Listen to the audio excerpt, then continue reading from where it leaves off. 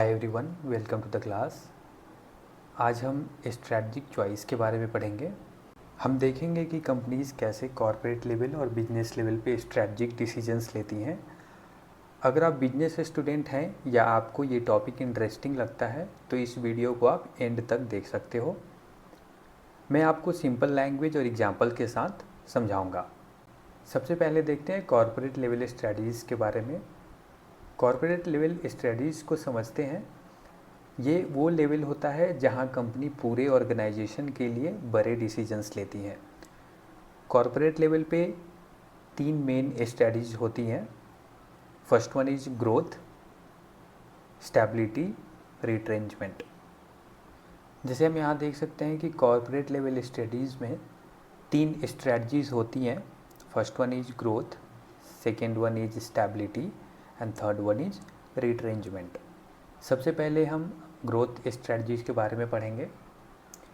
पहली स्ट्रेटजी है growth strategy. इसका मतलब है कंपनी को एक्सपांड करना, नए प्रोडक्ट्स लॉन्च करना, नए मार्केट्स में एंटर करना या दूसरी कंपनीज को अक्वायर करना। एक एग्जांपल के साथ समझते हैं। एप्पल जो कंपनी है वे सिर्फ कंप्यूटर्स ही नहीं बनाते हैं बल्कि स्मार्टफोन्स, वॉच और भी कई प्रोडक्ट्स मैन्युफैक्चर किया जाता है एप्पल कंपनी के तरफ से। स्टेबिलिटी को समझते हैं। यहाँ कंपनी अपनी एग्जिस्टिंग पोजीशन को मेंटेन करना चाहती है, ना वो ज़्यादा अग्रेसिवली ग्रो करना चाहती है और ना ही इससे नीचे जाना चाहती है। कंपनीज तब ये स्ट्रेटजीज लेती हैं जब वो अपनी मार्केट शेयर से खुश होते हैं, उनका प्रोडक्ट अच्छा मार्केट में चलता रहता है, कस्टमर्स सेटिस्फाइड होते हैं, तो वे स्टेबिलिटी स्ट्रेटजीज को अपनाते हैं। एक एग्जांपल के साथ समझते हैं। जैसे कोका कोला कंपनी है, ये कंपनी नए प्रोडक्ट्स हर वक्त नहीं लाती है बल्कि अपने पुराने प्रोडक्ट्स को बेटर बना के अपने कस्टमर्स को सेटिस्फाइड रखती है। उनके द्वारा स्टेबिलिटी स्ट्रेटजी ही अपनाया जाता है। फिर हम आते हैं रिट्रेंचमेंट स्ट्रेटजी के ऊपर। जब कंपनी को स्केल बैक करना पड़ता है या कॉस्ट कट करना पड़ता है तब वो रिट्रेंचमेंट स्ट्रेटजी को यूज करते हैं। ये कभी कभी अनप्रॉफिटेबल पार्ट्स को बंद करना या पूरा बिजनेस रीस्ट्रक्चर करना का डिसीजंस होता है। एक एग्जांपल से समझते हैं इसको भी। जैसे नोकिया कंपनी है, जब उन्होंने स्मार्टफोन बिजनेस से बाहर आके अपना फोकस दूसरे टेक एरियाज़ पे शिफ्ट किया तो उन्होंने जो भी अनप्रॉफिटेबल पार्ट्स था उनको शट करके फिर नए मार्केट में नए प्रोडक्ट्स के थ्रू उन्होंने अपना फिर मार्केट बनाया। अभी हम देखते हैं कॉर्पोरेट रीस्ट्रक्चरिंग। इसमें क्या होता है, रिट्रेंचमेंट के साथ कभी कभी कंपनीज को कॉर्पोरेट रीस्ट्रक्चरिंग भी करनी पड़ती है। ये मर्जर्स कुछ हिस्सों को बेचना या पूरा बिजनेस मॉडल चेंज करना होता है। एक एग्जांपल से समझते हैं। जैसे डेल ने जब EMC को अक्वायर किया तो उन्होंने अपना फोकस क्लाउड स्टोरेज जैसे नए मार्केट्स पे शिफ्ट कर लिया। अब हम आते हैं बिजनेस लेवल स्ट्रैटेजीज़ के ऊपर। यहाँ कंपनीज डिसाइड करती हैं कि वो अपने इंडस्ट्री में कैसे compete करेंगी।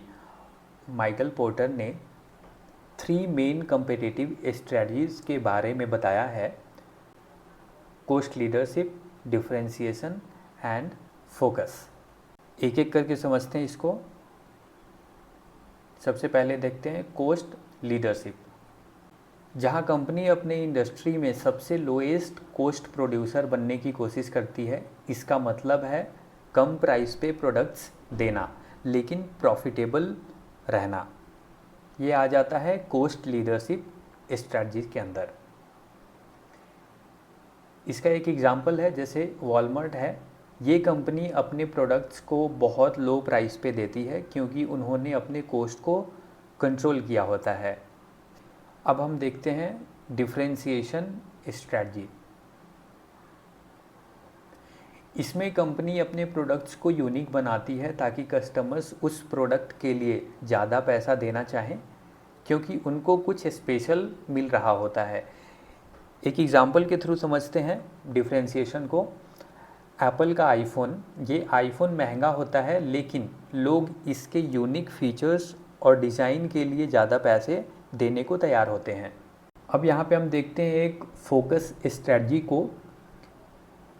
इस स्ट्रैटेजी में कंपनी अपने आप को स्पेसिफिक मार्केट सेगमेंट तक लिमिट करती है। यह एक छोटा नीश मार्केट हो सकता है या स्पेसिफिक कस्टमर ग्रुप हो सकता है। इस स्ट्रैटेजी के दो टाइप्स हैं, कॉस्ट फोकस और डिफरेंशिएशन फोकस। इसका एक एग्जांपल है जैसे रोल्स रॉयस जो लग्जरी कार्स बनाती है सिर्फ हाई एंड मार्केट के लिए। अब हम आते हैं कोऑपरेटिव स्ट्रैटेजी के ऊपर। कंपटीशन के अलावा कंपनीज कभी कभी कोऑपरेट भी करती हैं, ये होती है कोऑपरेटिव स्ट्रैटेजीज। इसमें कंपनीज एक दूसरे के साथ मिलके अलायंस या फिर पार्टनरशिप बनाती हैं ताकि दोनों को फ़ायदा हो। जैसे स्टारबक्स ने पेप्सिको के साथ पार्टनरशिप करी ताकि वो अपने coffee drinks world wide distribute कर सके। ओके, सो अब हम देखते हैं इवैल्यूएशन ऑफ स्ट्रैटेजिक ऑल्टरनेटिव्स। जब कंपनीज अपनी स्ट्रैटेजीज चूज कर लेती है तब उनको उन स्ट्रैटेजीज का इवैल्यूएशन भी करना पड़ता है। एक कॉमन टूल जो कंपनीज यूज करती हैं वो है प्रोडक्ट पोर्टफोलियो मॉडल्स। ये मॉडल्स हेल्प करते हैं डिसाइड करने में कि कौन से प्रोडक्ट्स पे इन्वेस्ट करना है और कौन से ड्रॉप करना चाहिए। Product portfolio models BCG matrix एक पॉपुलर मॉडल है। BCG मैट्रिक्स, इसमें प्रोडक्ट्स को 4 कैटेगरीज में क्लासिफाई किया जाता है बेस्ड ऑन मार्केट ग्रोथ और market share. So first one is stars, high growth high market share जैसे एप्पल का आईफोन। कैश काउज, लो ग्रोथ हाई मार्केट शेयर जैसे Coca Cola. Question marks, high growth low market share. And dogs, low growth low market share. अब हम देखते हैं GE matrix. एक और model है जो GE मैट्रिक्स है जो थोड़ा डिटेल्ड होता है। ये इंडस्ट्री अट्रैक्टिवनेस और बिजनेस स्ट्रेंथ को कंसीडर करता है ताकि ये डिसाइड किया जा सके कौन से प्रोडक्ट्स पे ज़्यादा इन्वेस्टमेंट करना चाहिए। तो ये आज का हमारा लास्ट टॉपिक था। आज हमने काफ़ी कुछ कवर किया है। हमने देखा कि कॉर्पोरेट लेवल पे कंपनीज ग्रोथ, स्टेबिलिटी और रिट्रेंचमेंट स्ट्रेटजीज